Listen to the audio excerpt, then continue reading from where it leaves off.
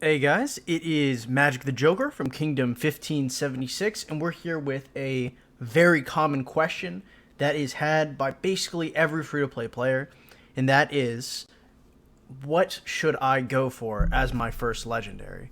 Now, this is a super common debate. It's been narrowed down to basically two people. It's Richard and YSG.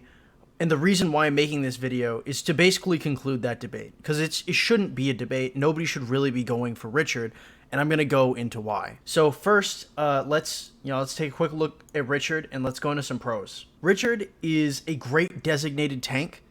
Okay, and having a designated tank as a free-to-play player is kind of an oddity, because the only other person we're going to have access to early with the defense tree is Charles Martel, and we're not going to invest in him, and we're not even going to use him until he's at least 5.511.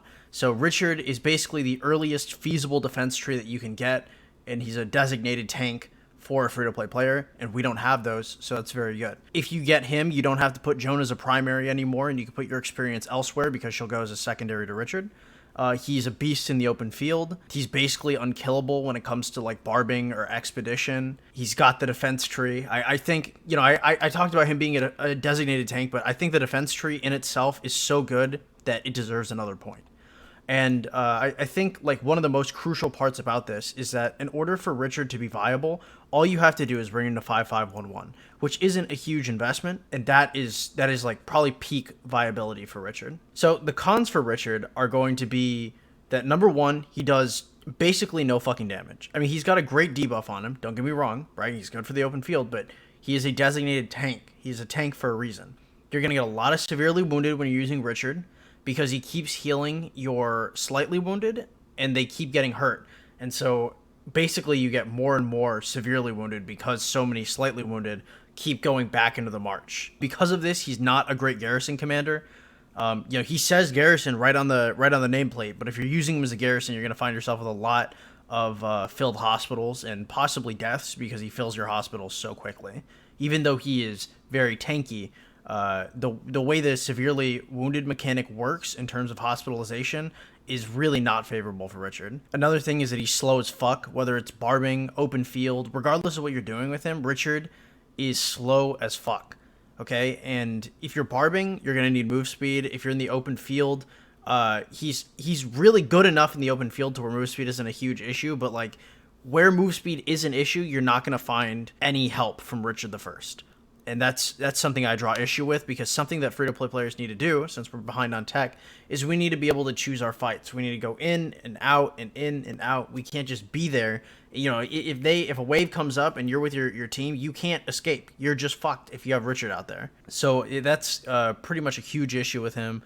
Another thing is that he's only a primary. He's a one-dimensional character. He is a tank, and past that, he's not anything else. And as a only primary commander, he really lacks versatility that a free-to-play player is going to need to justify investing so many sculptures into him. And on top of being one-dimensional in terms of, he's only a tank, he's also one-dimensional as in he's really only infantry. Because you have to use him as a primary, and you have to use the infantry tree, so you're going to be using him with infantry.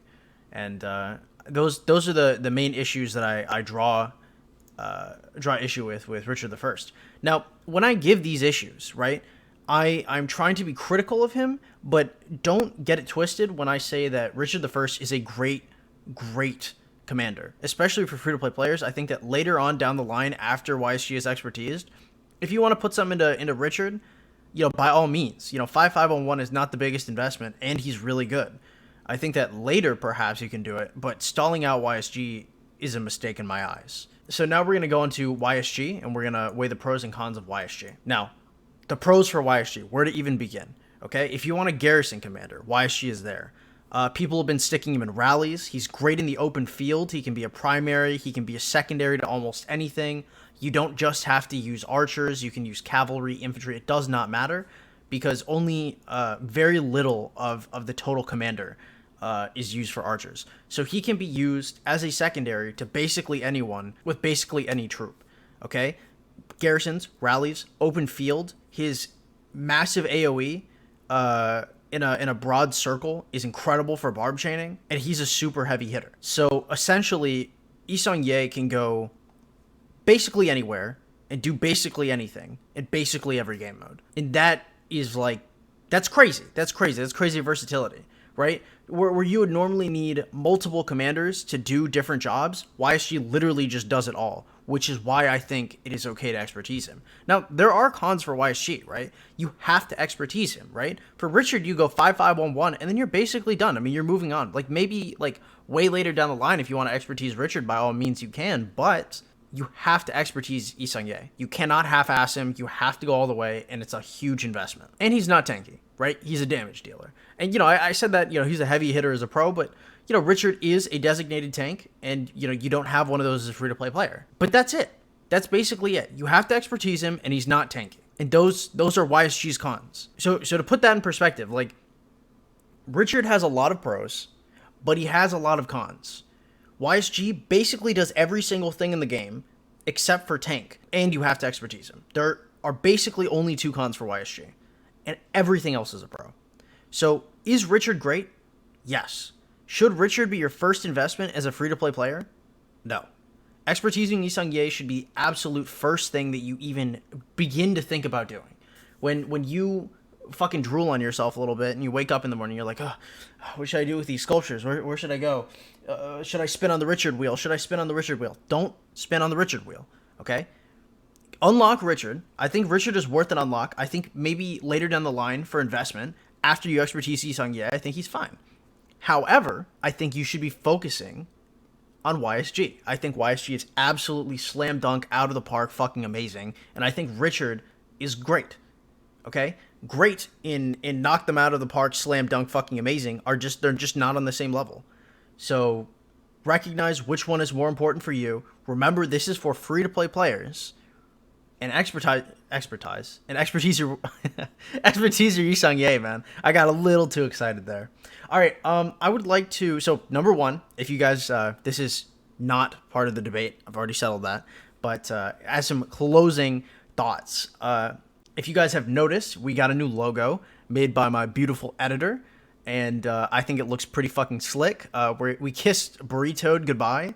And if you notice on top of my YouTube, there's also a new banner there, which was made pro bono by Aqua. You can find him in the Discord. You know, he's talking about this or that. He's a cool dude, and he did it pro bono for me, and I really appreciate that. And if you need any graphic design, you like what he did for my YouTube banner, you can find him at twitter.com/aquathedesigner, and I'll put it in the description below. And I just want to say, like, if anybody is looking to do pro bono graphic design, or like anybody wants to do really any kind of work to add to the channel, like, I guess I haven't asked before, but like, I will definitely take any help I can get. You know what I mean? I'm by no means an expert in this, so offers like Aqua's are very well received, and I just want to say that we've been growing very well, and I'm very happy to be like a part of this community. So if you guys ever want to contact me, the Discord in the description below is a way to get a hold of me, a way to ask questions. And I'm usually streaming at the Twitch link below also. Also, if you're watching this video, there's a good chance that I'm live. Actually, I'm definitely live right the fuck now. So pop over to the Twitch and say hi. I might be gathering gems, might be playing some League of Legends, might be doing some Ian's Ballad. Who knows? It's always a good time. And if you guys have any questions, stream or Discord is a good way to contact me. Have a great one, guys. I'm out.